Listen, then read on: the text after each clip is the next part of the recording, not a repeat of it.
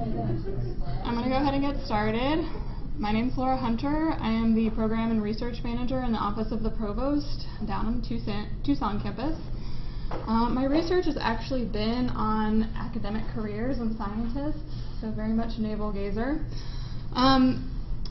The motivation for this workshop, and before I do this, I also want to say it's really important that you sign in, and at the end you'll be getting evaluations, so we'd really appreciate if you filled those out completely. So the motivation for this research actually came from my own struggles with productivity.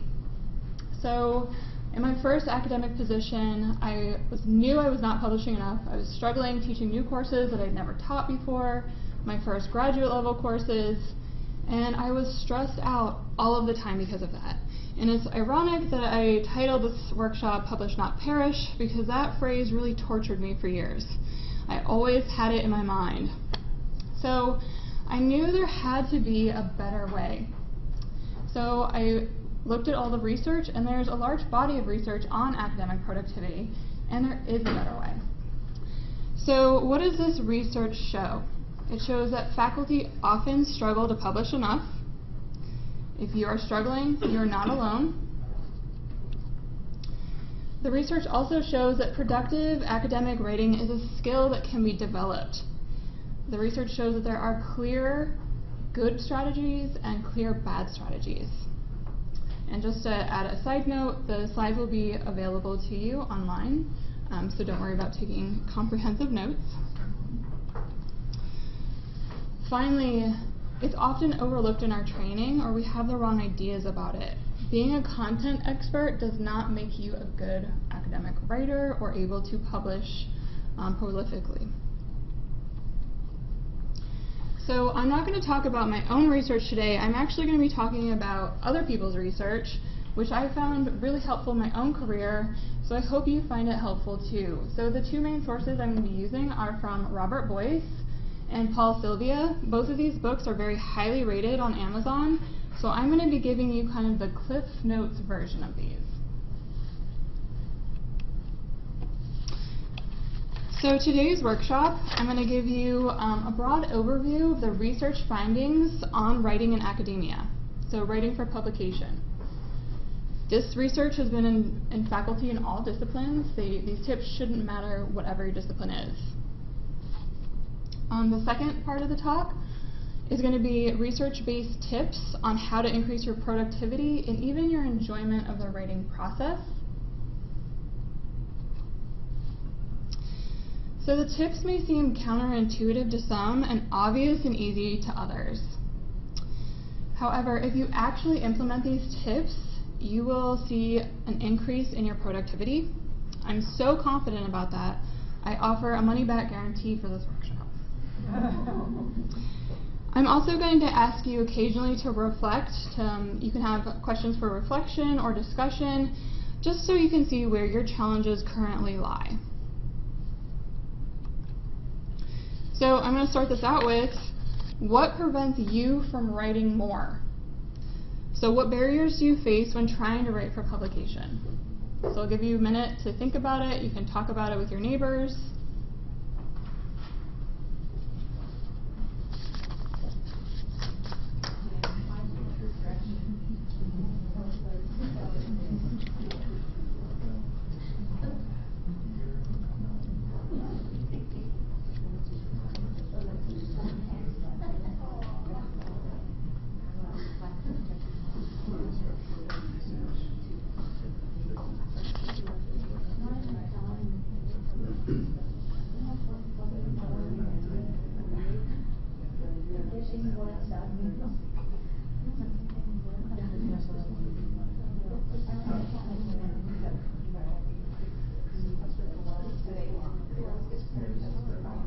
All right, what were some of your barriers to publication?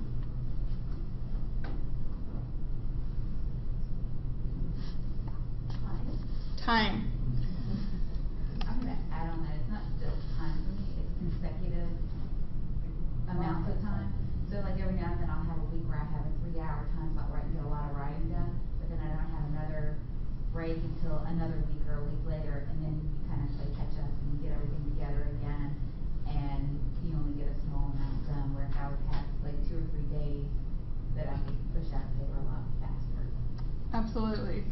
So this is our #1 complaint that we see, as well as what the research shows faculty say prevents them. It's, I don't have the time, or I don't have the big blocks of time that I need, exactly what you're talking about. Let's see if I can guess the next one. Okay. For me, it's experience, fear, and lack of like organization. Right. What do you mean by lack of organization? Well, I haven't done much before, Okay. so I lack the experience, so I lack the organization. So I lack, that's why I have the fear. Okay. That wasn't the next one, but any other barriers? So I find like the writing doesn't have a deadline, so your other things that have deadlines, like teaching grants, get my text first, so it always comes to the bottom. Exactly. So the deadlines are much less clear. You have more immediate needs, like teaching, Like other obligations. other just obligations in general. Okay. So another common excuse that faculty give is that they're waiting till they feel like it or they're motivated. Some people say they need to do some more analyses first, or I need to read a few more articles, so they're always putting off the actual writing process. They're doing the necessary components beforehand. And as someone already mentioned, the deadlines are less clear or strict. It's easier to put off than things such as teaching, and the rewards are less immediate as well. So I'm going to be coming back to these at the end of the talk to talk about how the strategies and tips that I gave you in the talk will hopefully help alleviate these. So Robert Boyce is kind of considered the expert on academic writing. He is a psychologist who studied faculty members for over 20 years. And he usually focused on new faculty members. And again, these were faculty from all disciplines. And what he found is that in the first 3 to 4 years, faculty did not spend very much time at all on writing, and they produced much less than they expected to, and produced too little to gain tenure in their respective fields. So it's a problem for most faculty. However, he identified less than 10% of new faculty who were productive immediately. They were productive as soon as they got their jobs. They were in really good shape for getting tenure in their disciplines. So they were productive from the get-go. So throughout this talk, a couple times I will talk about lessons learned from the quick starters, and this is the group that I'm talking about, the group that was consistently productive with publications.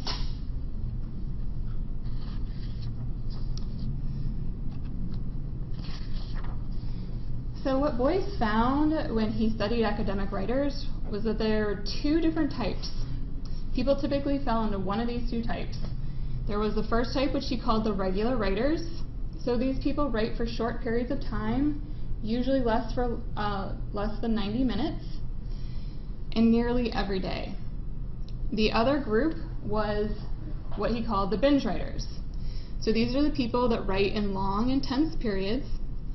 They wait until they have an uninterrupted time, so they feel like they can devote the proper attention to writing. So weekends, holiday breaks, those sort of things. But then they don't return to writing for a length of time, so a week or more. So this fits with our good notions of writing, so large blocks of time when you're feeling motivated to do it, when you're feeling inspired.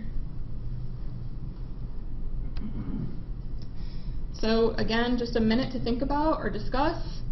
Which do you think is the more productive and less painful way to write?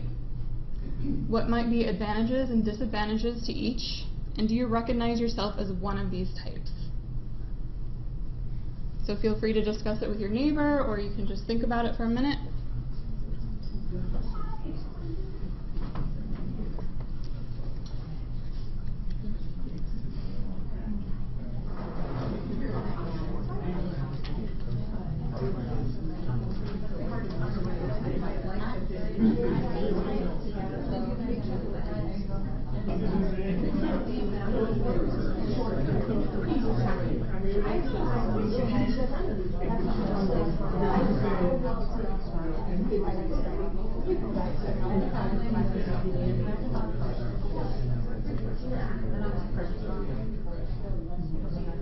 What do you think is the more productive way to write?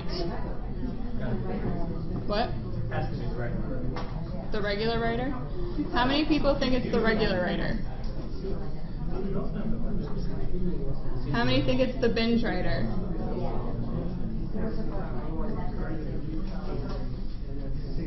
Were many of you easily identifiable as one of these two types? Yeah. As soon as I read this, I was like, oh, I'm definitely a binger. I am a binger. So what do the results show? So in their first few years, the binge writers are in dark blue, the regular writers are light blue. You will see the number of pages written per week, hours of writing per week, manuscripts submitted, and manuscripts accepted. These are huge differences. So I am one of the bingers too. I recognize that it's very challenging to change, but it is worth changing.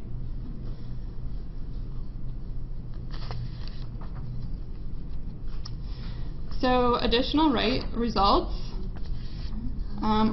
Writing patterns were associated with tenure and being a quick starter. Every single quick starter was a regular writer. Every single regular writer got tenure. Binge writers, it was less consistent. Yeah. So if we go back to the last slide, Yep. I just want to see what the scale was of the. So hours writing per week is 6 hours. Is that the y-axis is hours? Yes, I'm sorry. Yeah. This is hours. For this one, it's pages. For this one, manuscripts accepted and submitted. And that was during the whole period of time while they were waiting for tenure. What year range was manuscripts submitted and accepted? The first 4 years. And again, this is all disciplines, so it's very discipline specific. So that might not seem a lot in certain disciplines, and in other disciplines that's quite a bit. What's the definition of the regular writing? Did you say that was less than 90 minutes at a time? Or? Yes. Typically very short periods. So actually, usually less than an hour, but 90 minutes was kind of like the max that he typically found.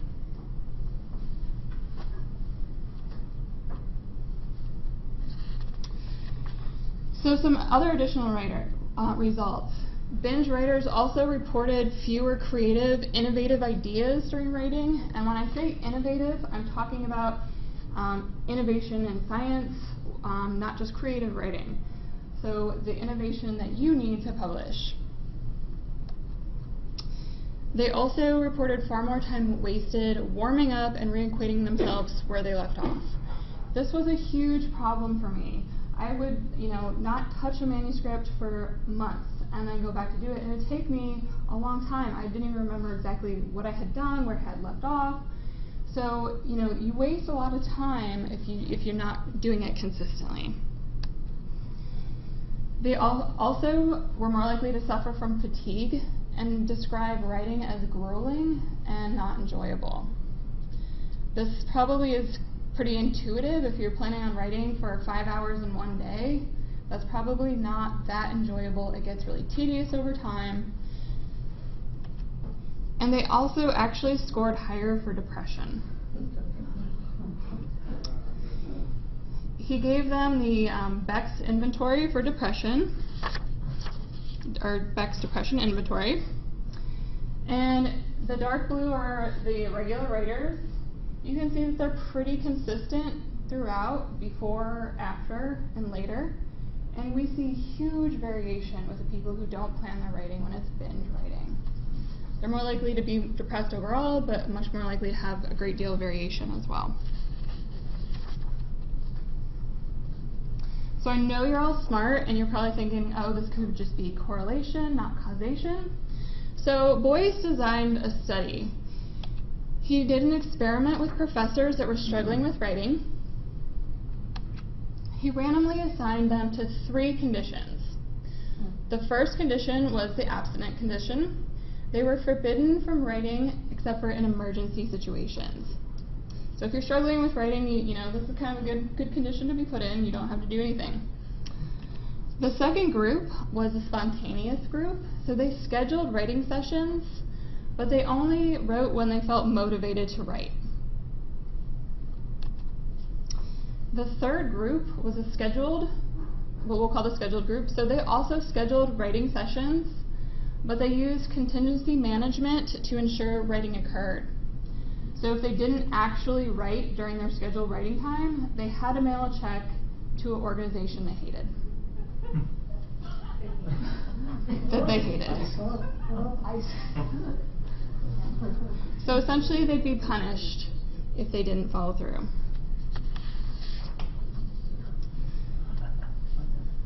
So if you look at pages per day written, this probably shouldn't surprise you that the abstinent group barely wrote anything.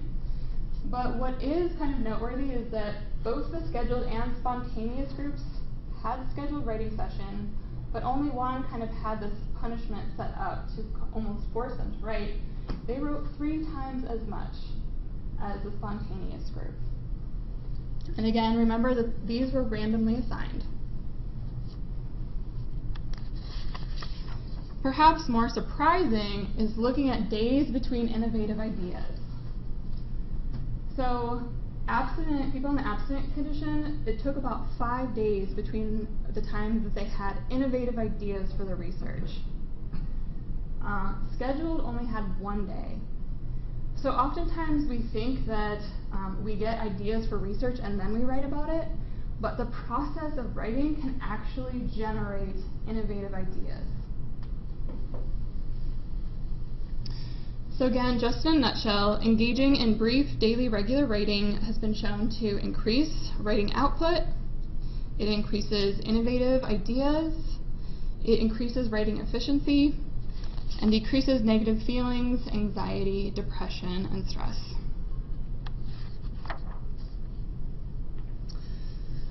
So I know some of you probably aren't teaching, or maybe not this semester, so I'm just going to make a very quick side note about teaching. So if you're not teaching, then you can just kind of bear with me for the next few minutes. But it kind of has to be talked about when we talk about writing for publication, because the research shows that teaching is the primary deterrent of writing for productivity. In Boyce's study, he found that most faculty spent about 30 hours per week on teaching. 30 hours. So that is a huge amount of time. So they often spent too much time on their class and too little time on writing for publication.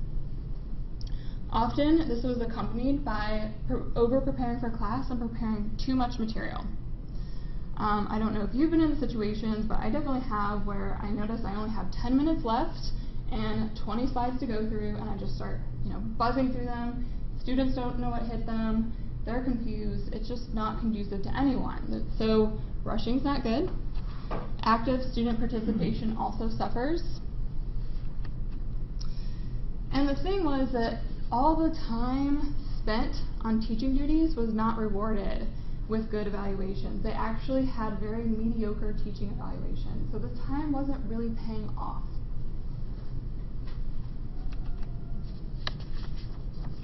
So lessons learned from the quick starters, the extremely productive faculty. It was found that they had the most balance between time spent preparing for class and in class. Quick starters had a ratio of 2 to 1 versus most other faculty who had a ratio of 4 to 1. So in other words, quick starters usually spent 2 hours preparing for every hour they were in class versus other faculty who spent 4 hours for every 1 hour in class. So it might not look that different if you're just looking at 1 class hour per week, but if you're in class for, say, 4 hours a week, that would give you 8 more hours per week that you could be doing research and writing. He also found that they used a few main points with carefully chosen examples and discussions. So despite the fact that they were spending less time on their teaching prep than other faculty, they actually had the highest evaluations, the highest student recall, the highest amount of student engagement as far as asking questions in class. And again, this is the group that published most productively.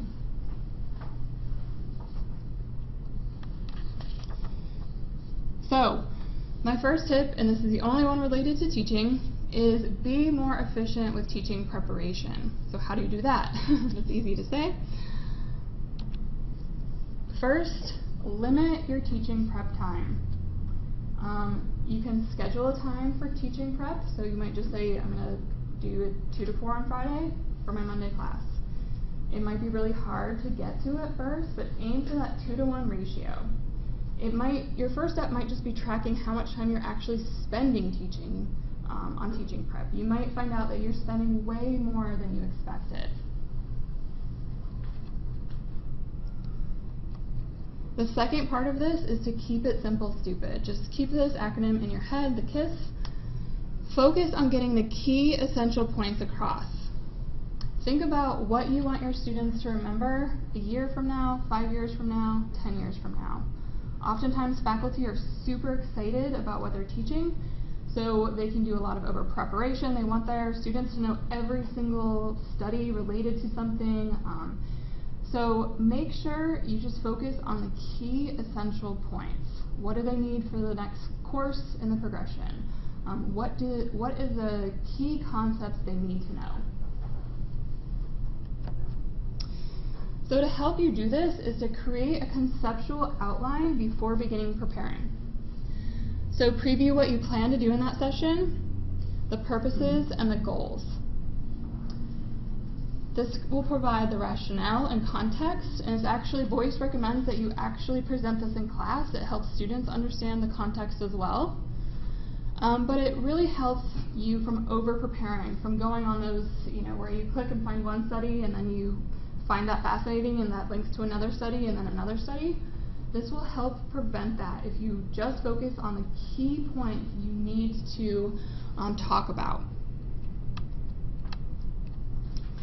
Incorporate your own research if possible. Boyce also talks about collaborating and teaching, and I think this is vital and can really save a lot of time. There's no need to reinvent the wheel. If you know other faculty members who have taught the same course, ask for their materials, whatever materials they used, and edit them or refine them for your own use. I think that's a great way to reduce the time. You don't have to start from nowhere. And finally, pause regularly during teaching. Again, really allow this active participation, slow the pace down.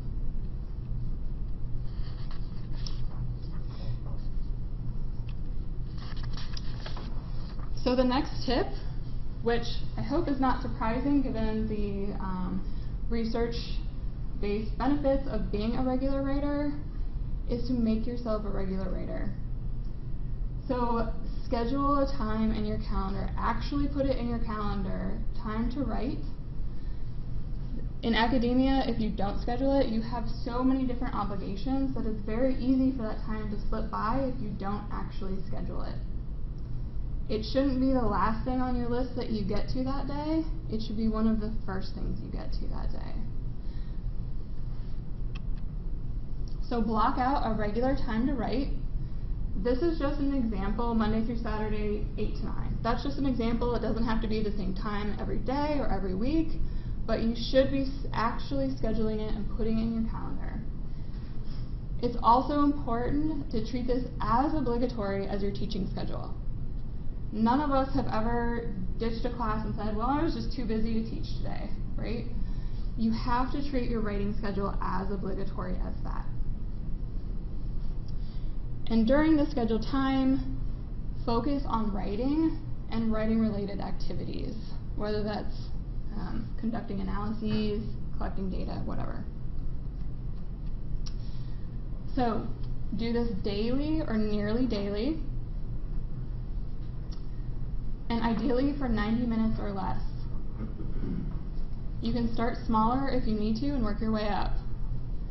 But I always think the analogy is very intuitive to me that writing for short periods of time is like sprinting. You can go fast-paced the entire time, you're not tired, you're not getting slower, versus a marathon where you might be writing a lot longer, but you're going to be going a lot slower and taking breaks.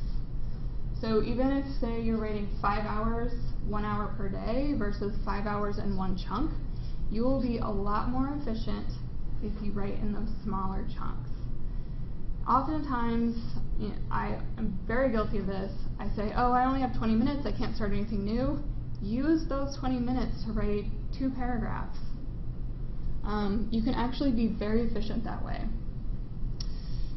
Also, schedule this time during your peak brain power time. A lot of faculty in Voice of Study talked about how they like to do it first thing in the morning. That made them feel really good for the rest of their day. They felt like whatever else happened, they accomplished their goal for that day.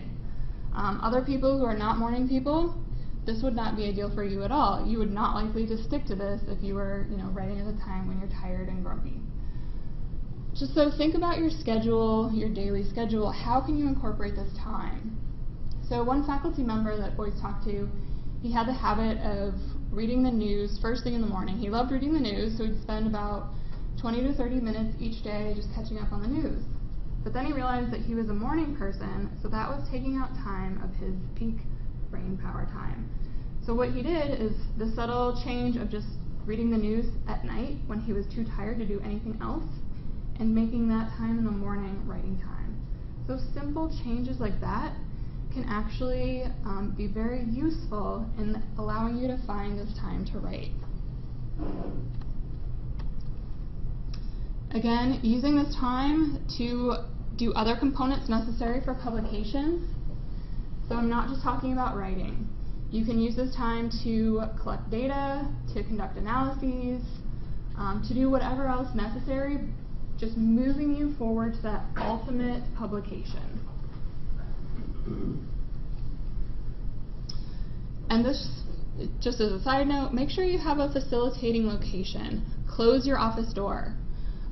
Do it at home if you work better at home. Eliminate distractions. If you have a hard time not finding yourself checking email or watching, YouTube videos, you can actually get applications to block internet during certain times. So just set yourself up for success.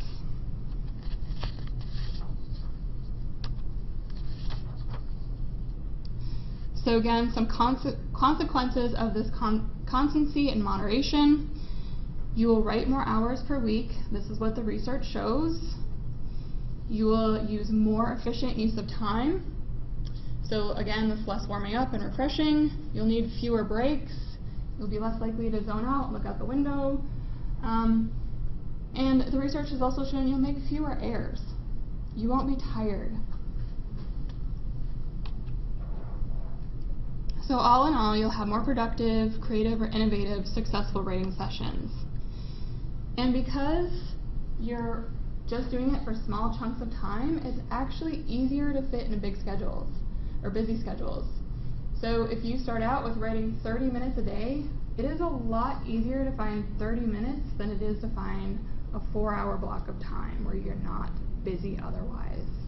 Again, so just sprinting for those 30 minutes instead of jogging for 4 hours, you will actually be surprised at how much you get done.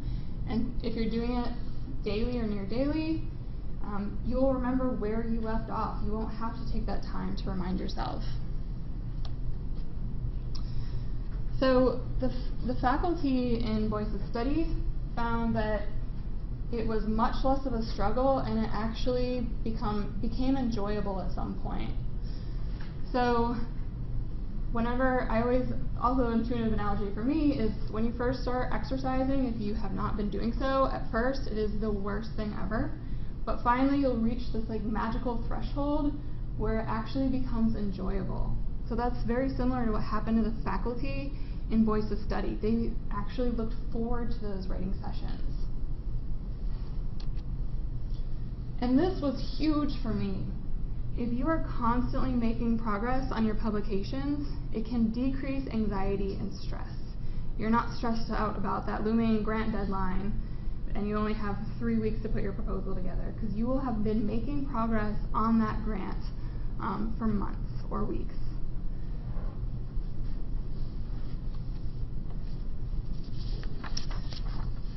So the next tip is to set goals and prioritize. And again, these tips might sound super easy, but if you actually follow them, you will be surprised at how much you can accomplish. And I actually want you to think that they're really easy, because if they're easy, you can actually implement them and follow them. So set goals and prioritize. So research shows that goals are motivating. They enable people to plan properly and carry out steps to complete their goals. And it's a very important part of writing. So Paul Sylvia, again, another expert on faculty writing, devotes 1 hour a month just to setting goals. So it's not something that, is not worth your time. There are 2 types of goals. Project goals. These are the individual projects that need to be written. So think of all of the projects you want to complete this semester, this academic year, whatever time frame, and make a list of those. So it could be starting a new manuscript, a grant proposal, revising and resubmitting an old manuscript, and set priorities by, say, closeness to completion, deadlines, or other relevant factors. So my challenge has always been, I'm super excited when I first start a project and will be gung-ho about it, but I'll get to the point where I never ever want to read it again. So I just would have 6 started projects that were never actually out the door and submitted. So having a priority list to make sure that you're focused on the ones that need to get out the door.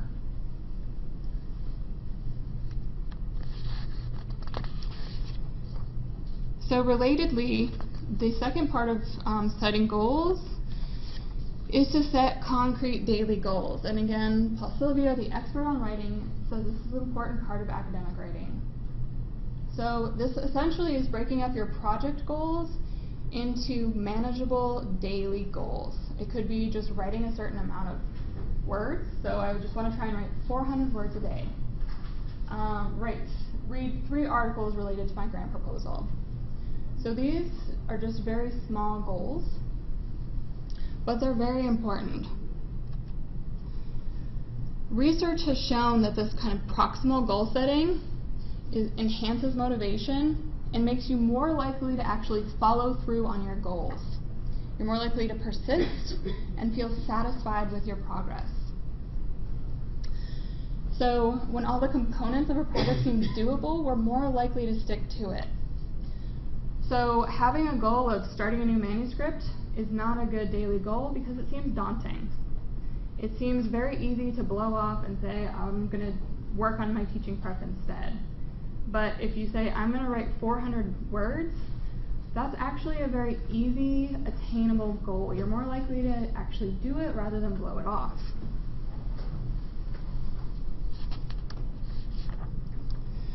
So a question for reflection or discussion. Given the tips so far, what do you think are some good next steps for you? You can just think about this for a minute, and you can start small. You might just be writing for 15 minutes a day. What goals can you set this week? That might just be listing all your project goals and prioritizing them. And you might think about what challenges might occur. So just take a minute, think about how you can implement some of these.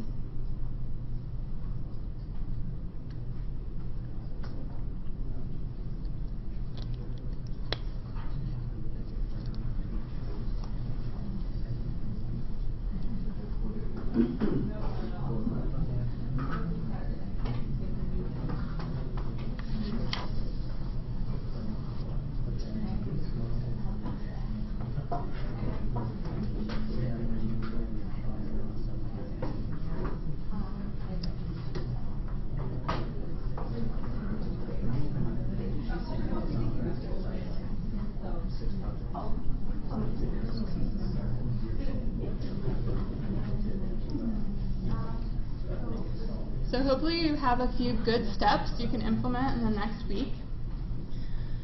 The next tip is to monitor and chart progress. So research on self-regulation shows that it's not enough just to set a goal. You actually have to monitor your progress. So a lot of famous writers, like novelists, actually have charted their progress. So Hemingway famously had charts of his writing progress hung on his wall. So it's the same thing in academia. So there are motivational effects to monitoring. This is what research shows. It keeps your goals salient and focused on your ongoing project.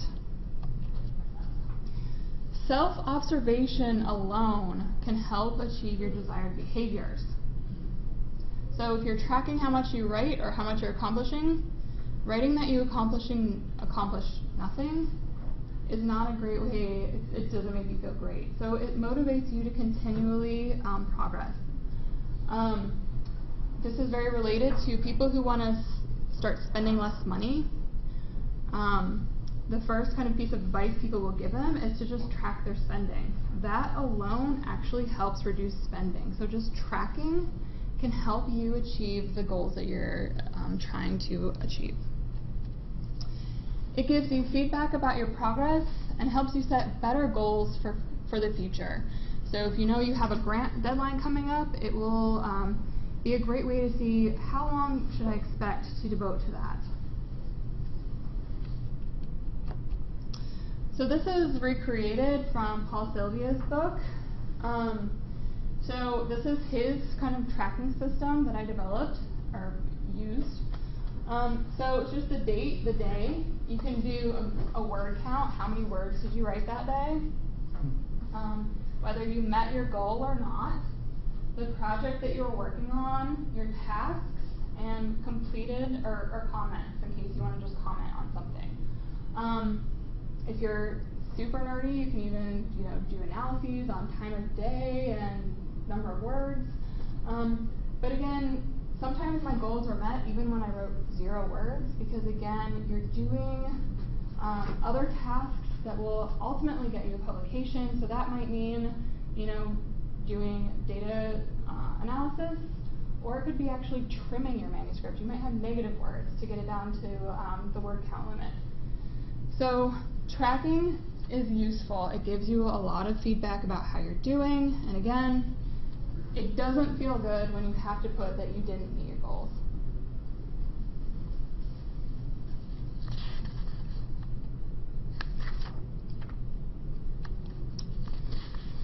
So the next tip is to use carrots or sticks to become a regular writer. I really want you all to leave here as regular writers or plans to become one, to write even if it's just 15 minutes a day. And just to remind you of the study, the randomly assigned groups, the one group who was forced to send the check to the organization they hated wrote a lot more and had more innovative ideas. So you can develop this system for yourself as well. So this idea that self-reinforcement and contingency management, rewards and punishment have long been established ways to enforce desirable behaviors. This is what the research shows, that it's helpful. Obviously, they must be enforced to be effective, but this is especially important because, as somebody mentioned earlier, rewards are delayed for writing. We don't get them immediately, so you essentially have to set up a system of rewards and or punishments for yourself. So immediately reward yourself if you meet a goal.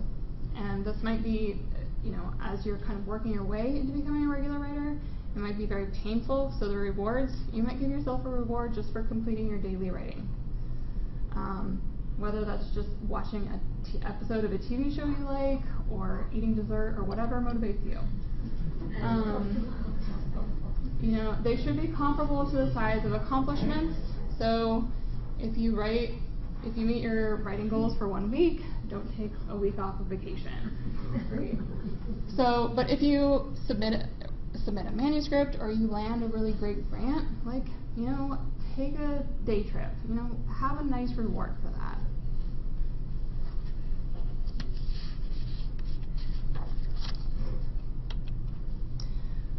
So more and more research actually shows that people respond more to punishment or the threat of punishment than they do to rewards.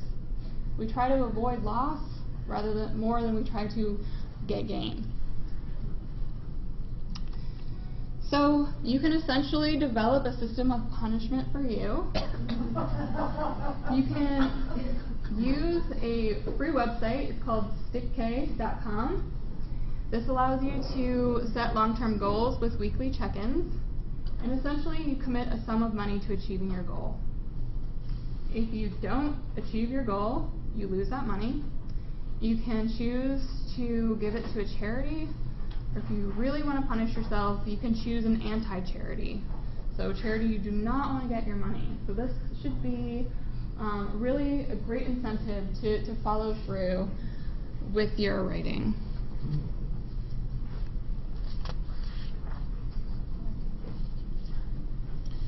Tip 6 is to create accountability to others. So utilize mentors or collaborators. This is so important for me. Without these deadlines, I have to create my own deadline. So I will tell somebody, I'm sending you a draft of this on so-and-so date, and that makes sure that I will get it to them by that date. I need those deadlines, and in academia, when there's not many deadlines for publications, this is very important to me. So Boyce found the quick starters encouraged more observation and criticism of their work, especially early in the planning process. So use as accountability to others and get feedback along the way. But as Sylvia talks about, one effective way to do this is to create a writing group. Research has shown that in academia, faculty who join writing groups are more productive than those who don't. It increases productivity. It, again, creates this accountability, and it also has other benefits of reducing isolation and perhaps leading to opportunities for collaboration. So when I talk about writing groups, many of you probably think of the traditional writing groups where you review somebody's manuscript and give them feedback. This is an okay way to do it, but if you do this route, make sure that you're not putting more time in than you're getting out of it. So Paul Sylvia really recommends what is called a writing accountability group. So this is a very efficient way to create accountability. So he just has a few members in his group. Each person just goes and says what their goals are for this week and whether or not they met their goals for next week. So you can do it in 30 minutes or less and just talk about some challenges if you had any. You don't even have to do it in person. You can do it on the phone. But again, you're essentially creating this accountability to others. Saying what you did, what your goals are, stating them out loud to other people, you're more likely to follow through. And finally, if you're really, really struggling with following through, you can do what's called a write-on-site, where you meet people and you both work independently on writing. So you can bring your laptops to someone's office and just make sure you're working at that time. Again, independently, but this is kind of the same way of people getting a gym buddy. They're not going to do it if they don't have somebody else kind of forcing them to do it. So these are some strategies to create accountability.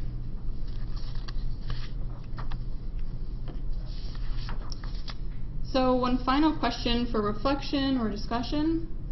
What are some specific ways that you can increase your accountability?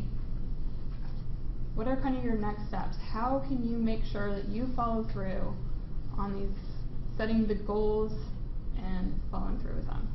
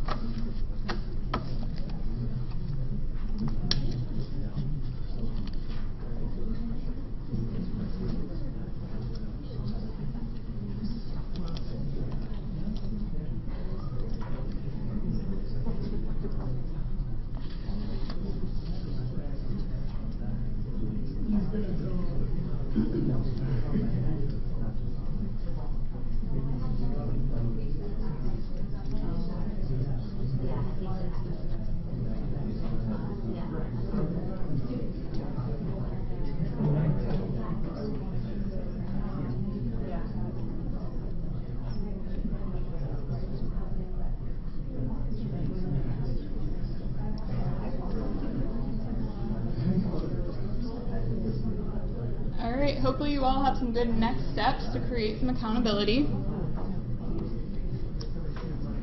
So the final tip comes from Robert Boyce's book, and he's all about writing mindfully.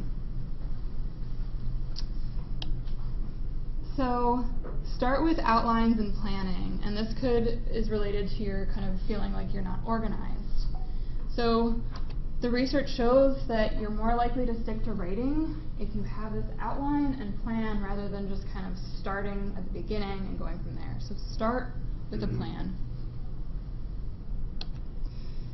Have calm attentiveness to the present moment. So if you're only going to be writing for 30 minutes, make sure you're extremely focused in those 30 minutes. Don't look out the window, don't, plan in your head what you're going to do for the rest of the day. Simply for those 30 minutes, be incredibly focused. So Boyce found some dominant patterns of thinking amongst struggling new faculty. What he found was that they were perfectionistic. A lot of academics are perfectionistic, but that can be really detrimental to writing. You're more likely to put it off because you feel like you're never going to actually accomplish what you need to, as well as prevent you from finally getting manuscripts out the door or grant applications out the door, right? You think you need to do one more analysis, you have to incorporate this literature, you want to talk about this, X, Y, and Z. So reviewers are a great way to get feedback. They shouldn't be your first feedback, but it's essentially free feedback. You will never, ever please every single person with a paper. No matter how great your research is, somebody is going to find fault with that. That is an inherent part of being in academia. And accepting that is a really important part to being productive, accepting that it's part of the process, and getting stuff out the door, and being kind of okay with the criticism that you get when you do get rejected or you don't get that grant. They also dwelled on prospects of criticism and rejection, and they thought of writing as unbearably difficult and unrewarding. So change kind of the way you think about writing. Do it in these short periods. When I would, say I'm going to write over winter break 8 hours a day, which was completely unrealistic, and I never got nearly as much done as I thought I would. It is difficult to write for 8 hours a day. It is unrewarding. So returning to some of the barriers to writing that we talked about at the outset, people say that they don't have time or they don't have the big blocks of time. You should schedule this time, put it in your calendar, set a schedule, make time for it because it's so important for your career. It shouldn't be the last thing you get to in the day. You don't need big blocks of time. You actually will be more efficient if you use smaller blocks of time. Those are easier to fit in a busy schedule. I am waiting until I feel like it, or I'm waiting until I'm motivated. Again, it's less daunting if you do these daily schedules. And making this consistent progress is a good way to feel less stressed out about the process. I need to do some more analyses first. Again, you will never be perfect. Accept it. Accept that the reviewers are going to tell you something that they want changed, and accept that as part of the process. And deadlines are often less clear and strict. Create that accountability to others. Give yourself deadlines. Reward or punish yourself for doing your writing.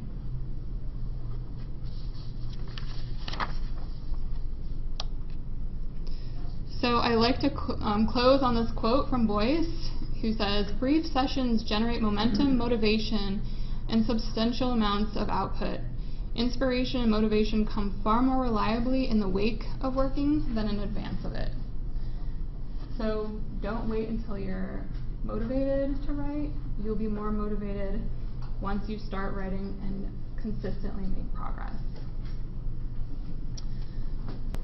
So thank you so much for your time. If you have any questions, follow-up, comments, criticisms, feel free to email me. My email address is in the slides.